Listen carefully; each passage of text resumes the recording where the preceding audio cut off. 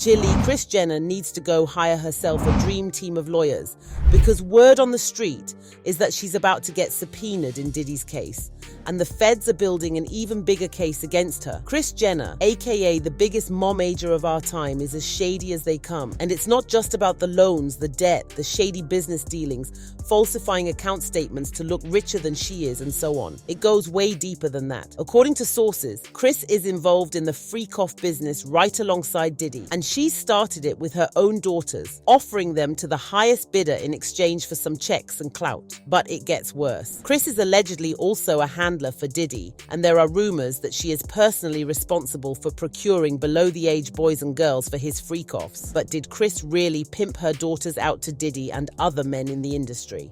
And is it true that she is on Diddy's payroll? Let's dive in. Kris Jenner has been getting dragged left, right, and center these past few weeks because the more dirt comes out about Diddy, the more people realize just how similar these two are. Word has been going around that Kris is one of the celebrities who are entangled in Diddy's messy case. And it's not just about her being involved in one or two freak-offs. Streets are saying Kris had a whole operation going for Diddy, and she started testing out her pimp skills by using her daughters as the party favors in Diddy's infamous freak-offs. It all started with Kris orchestrating the leak that blew Kim's career up. As it would turn out, the leak wasn't a leak at all. It was a whole production, complete with contracts, NDAs, multiple takes, the whole 9 yards. If you'll recall, Kris appeared on The Late Late Show with James Corden in 2022 and was asked to take a lie detector test to address some of the scandals regarding the Kardashians. During the test, Kris claimed Kim's ex-tape leak was an accident,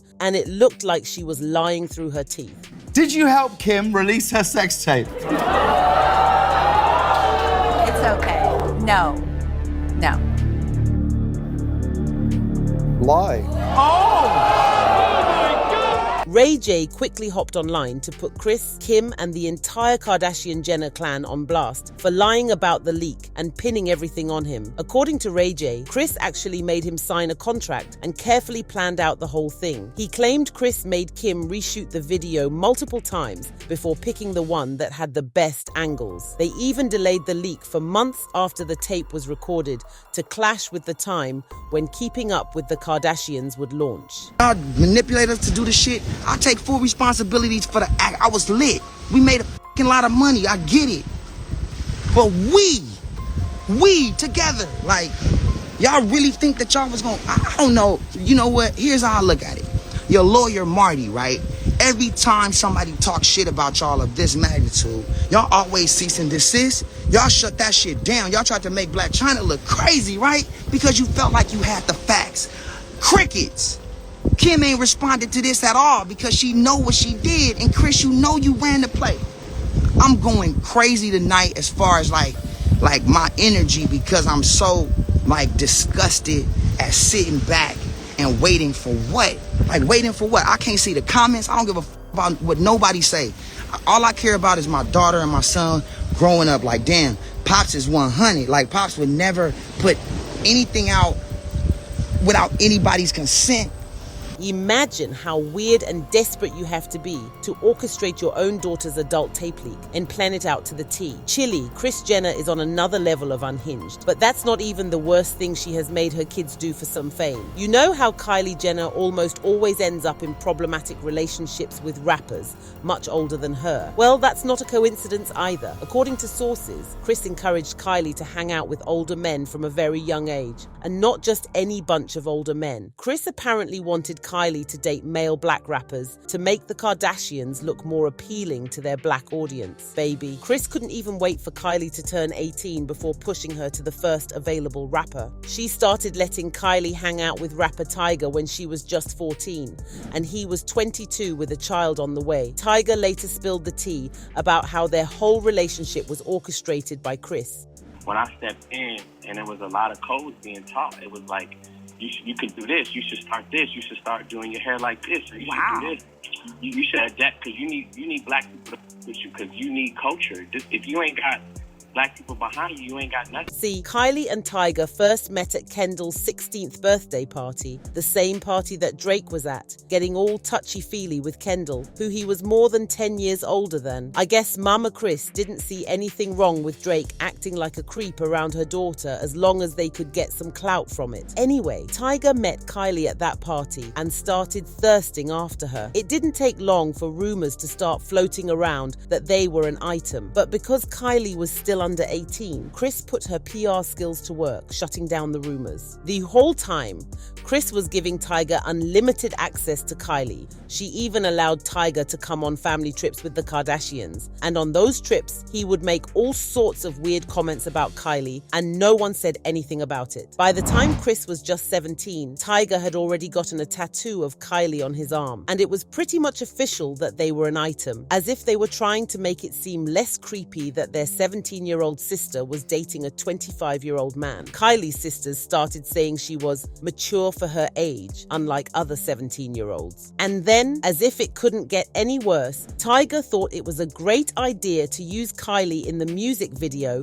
for his song Stimulated, which had very disturbing lyrics. In the song, Tyga rapped, "They say she young, I should have waited. She a big girl dog when she overstimulated. F what they talking about, man. I'm gonna do what the F I wanna do when I wanna do. She a big girl dog. I'm putting in, I'm penetrating, I'm getting big, I'm stimulated." The song was basically a response to critics calling Tyga out for dating Kylie when she was so much younger than him. But as you can tell from the lyrics, he didn't care. And neither did Kylie's family, because after her relationship with Tyga ended, they just pushed her to the next available rapper. And that's how she got tangled up with Drake, Travis Scott, and so on. It got to a point that even Amber Rose had to step in and put the Kardashians on blast for allowing older men to prey on Kylie. I meant to ask about, Blac Chyna's your close friend right now. Yes. Tyga and Kylie, what do you think about that? Do you think Kylie's too young for him?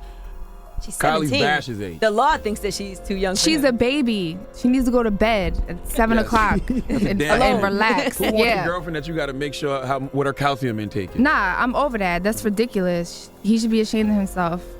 That's how I feel, for sure. What happens if you run into them in LA and, whatever? I ain't speaking to them at all.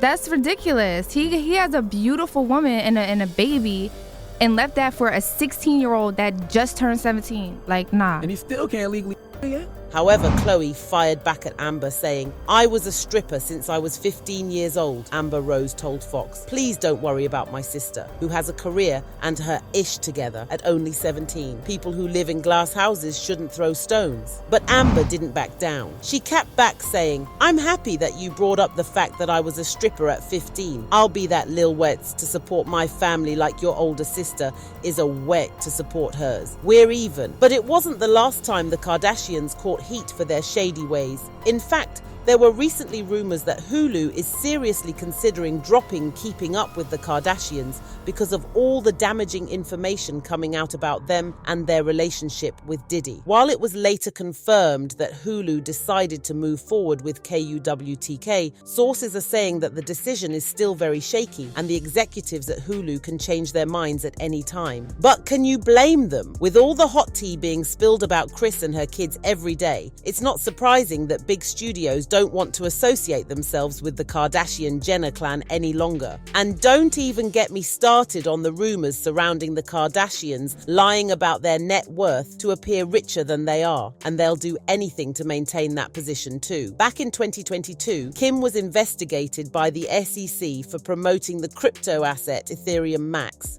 without disclosing that it was a paid ad. Kim was paid $250,000 to promote the crypto asset, but she passed it off as something she was just interested in. This led to many people investing in it, which made it a pump and dump scheme. As punishment, Kim was fined over $1.2 million and ordered to cooperate with the SEC. What's interesting is that if Kim is as rich as she says she is, why did she feel the need to do a cheap ad like that? It kind of seems like something an Instagram influencer would do, not a savvy billionaire businesswoman. Well, it would turn out that Kim, Kris, and the rest of the Kardashians are up to their eyeballs in debt. Together, they're over $120 million in debt, and it just keeps piling up. That explains why they're always willing to do anything and everything to make money, like creating a phony church. It would turn out that Kris has been using her church for some seriously shady business, and it's all just a front for a much larger, sinister operation. When Kris first opened the church, it drew a lot of side eyes and whispers because why? I mean, sure, the Kardashians have always had a connection with religion,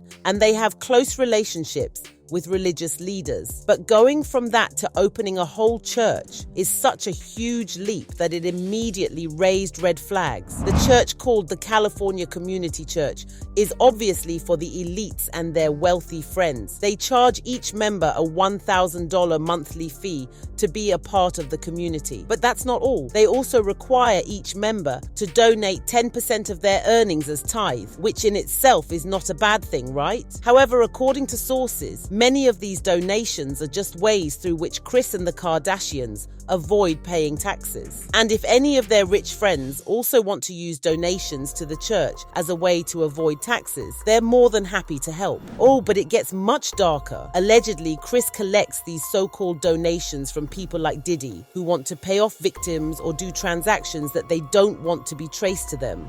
Lou Taylor is one of Diddy's managers, is on the board at Hillsong Church Home. Are they the same church? I thought that he left Hillsong to do Church Home, or did Church Home or Hillsong just rebrand as another cult, Church Home? Apparently they're paying off Diddy victims from that slash fund. Bieber might be funding that for them right now. That's so interesting because according to you guys, Kim Kardashian unfollowed Diddy like literally 24 hours before this raid, okay? Also broke up with Odell Beckham Jr. Like hours, the day of this raid. But we know Lou Taylor's connection to Kim Kardashian. I mean, it's long been rumored that Kim Kardashian or the Kardashians benefited from the $600 million missing from what if that money's going to that fund?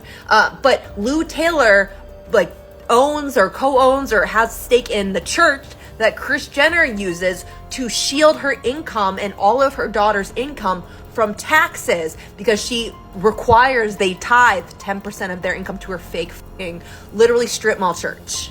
That's so interesting. Thank you for that contribution, Clara Boat. You guys see, look, I took the blinds down because it's still there, but it was bothering you guys. And I'm trying to not bother anyone. I don't want to get another account banned.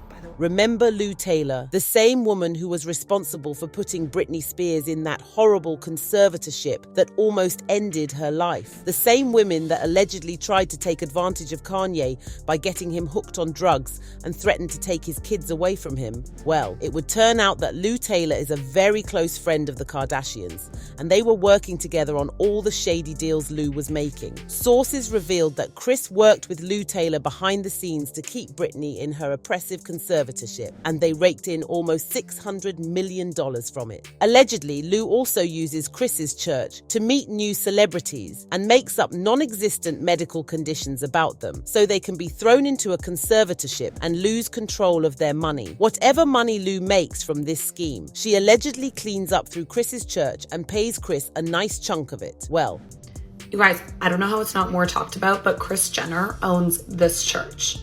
This is obviously a huge tax break because churches don't have to pay federal, state, or local taxes. I mean, obviously this is just a tax loophole, but this is just another example of why Kris Jenner is quite literally an evil genius, and maybe she should be president, honestly.